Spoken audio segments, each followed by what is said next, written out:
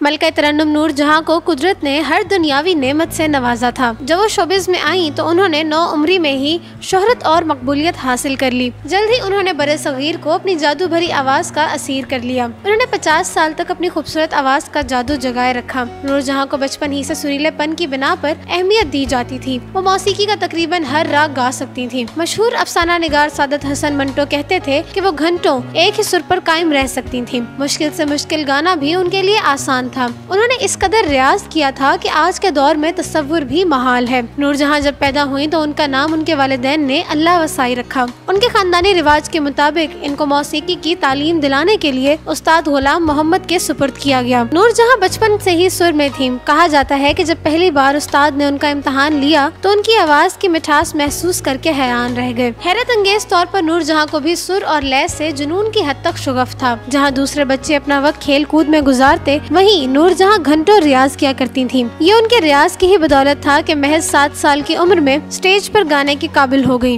उन्होंने इस जमाने की तमाम मशहूर गाने वालियों के गीत याद कर लिए थे। वो स्टेज पर इन गीतों को गाती और लोगों से दाद वसूल करती। खास तौर पर एहसान दानिश के नात मेरे मौला बुला ले मदीने मुझे गाती तो लोग वज्द में आ जाते। इस दौर की मशहूर गुलकाराओं में मुख्तार बेगम और अख्तरी बाइस फैजाबादी के गीत गाने में उन्हें महारत हो गई थी। इस बात का क्रेडिट उनके उस्ताद गुलाम मोहम्मद को जाता है। एक मौके पर मुख्तार बेगम ने भी उनका गाना सुना तो हैरान रह गयी। नूरजहां ने कलकत्ते के स्टेज पर अपनी बहनों के साथ गाने का सिलसिला शुरू किया तो लोग दूर दूर से उनकी आवाजें सुनने के लिए चले आते। सेठ सिख लाल करनानी का कलकत्ता में शोबिस के मैदान में सिक्का चलता था। उन्होंने नूरजहां को अपने अमले में शामिल कर लिया और उनको पहली बार नूरजहां का नाम दिया। इससे पहले नूरजहां को अल्लाह वसाई के नाम से ही पुकारा जाता था। इस दौर में नूरजहां को बड़े सगीर की पहली पंजाबी फिल्म शीला उफ पिंड दी कुड़ी में अपने दोनों बहनों के साथ काम करने का मौका मिला। ये फिल्म सुपरहिट हुई। इस कंपनी की दूसरी फिल्म मिस्र का सितारा में भी नूरजहां को शामिल किया गया। अब नूरजहां की फनी जिंदगी का बाकायदा आगाज हो गया था।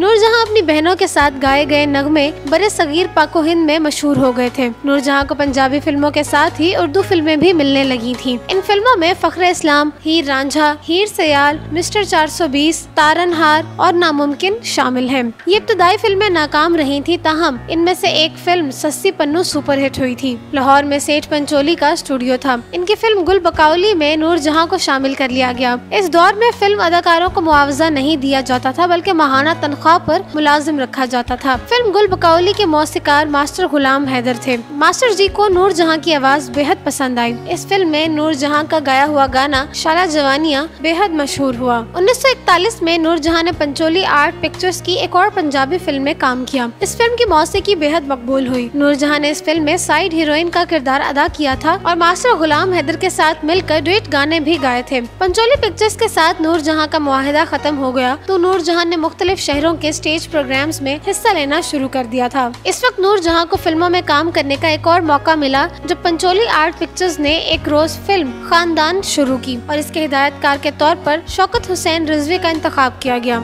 शौकत हुसैन को कोई हीरोइन पसंद ना आती थी कि उनकी नजर इंतखाब नूरजहां पर जा ठहरी। नूरजहां को इस फिल्म की हीरोइन मुंतखब किया गया और इसी के साथ ही शौकत हुसैन रिजवी के साथ उनके इश्क का भी आगाज हो गया, जो कि बाद में दोनों की शादी पर मुंतज हुआ। इस फिल्म के मुसन्निफ इम्तियाज अली ताज थे। खानदान नुमाइश के पहले दिन से ही सुपरहिट साबित हुई और नूरजहां का नाम पूरे बड़े सगीर में फैल गया। नूरजहां और शौकत हुसैन को अपने इश्क की ये कीमत देनी पड़ी कि इनको कंपनी की मुलाजमत से निकाल दिया गया। शौकत हुसैन ने नूरजहां के साथ मुंबई का रुख किया और मुंबई में नूरजहां को वो अरूज नसीब हुआ कि वो मुल्क की सबसे ज्यादा मुआवजा लेने वाली हीरोइन बन गयी। इसके बाद उनकी फिल्में हिट होती रही और मकबूलियत के रिकॉर्ड तोड़ती रही। क़याम पाकिस्तान के बाद जब वो पाकिस्तान आई और फिर पलटकर मुंबई की तरफ नहीं देखा। 1982 में एक बार मुंबई गयी तो उनकी मकबूलियत पहले से कई गुना बढ़ चुकी थी। दिलीप कुमार और नौशाद जैसे फनकार उनके आगे पीछे फिरते थे। इनको भारी मुआवजों पर भारत में गाने की पेशकश होती रहती, लेकिन उन्होंने इनकार कर दिया और पाकिस्तान आ गयी। क़याम पाकिस्तान के बाद उन्होंने फिल्म इंडस्ट्री की वाहिद नाकाबिल तस्खीर गुलकारा का मुकाम हासिल कर लिया। उनको उर्दू और पंजाबी गानों पर और गुफ्तगू पर कमाल हासिल था। वो अहले ज़बान की तरह उर्दू और ठेठ लहजे में पंजाबी बोल सकती थीं। उनके गाए हुए गीत बरे सगीर के अवाम को हमेशा याद रहेंगे। मलका तरन्नुम नूर जहाँ मुहिब्बे वतन खातून थी। 1965 की जंग में वो अपनी बीमार बच्ची को घर छोड़कर फौजी भाइयों के लिए नगमा रिकॉर्ड करवाने रेडियो स्टेशन जाती रही। आखिरी उम्र में वो बीमार हुई तो उनकी अलालत का सिलसिला तवील होता चला गया। सदर जनरल परवेज मुशर्रफ ने उनके घर जाकर उनकी अयादत की। उनकी साहबजादी हिना और दामाद हसन सरदार ने उनकी बहुत खिदमत की, लेकिन वो खालिक हकीकी से जा मिली। जिस रोज उनकी वफात हुई रमजान की 27वीं तारीख थी। उर्दू फिल्मों में धाक बिछाने के बाद उन्होंने पंजाबी फिल्मों को अपने गानों के जरिए बेहद अरूज दिया। 25 से 30 साल का ये एक दौर ऐसा भी गुजरा है जब हर फिल्म की कामयाबी के लिए नूरजहां के गीत जरूरी ख्याल किए जाते थे। मलका तरन्नुम की वफात का सदमा पाकिस्तान के अलावा भारत में भी शिद्दत के साथ महसूस किया गया। तमाम दुनिया में जहाँ जहाँ उनके फन के कदरदान मौजूद हैं, उन्होंने मलका तरन्नुम नूरजहां को खराज अकीदत पेश किया।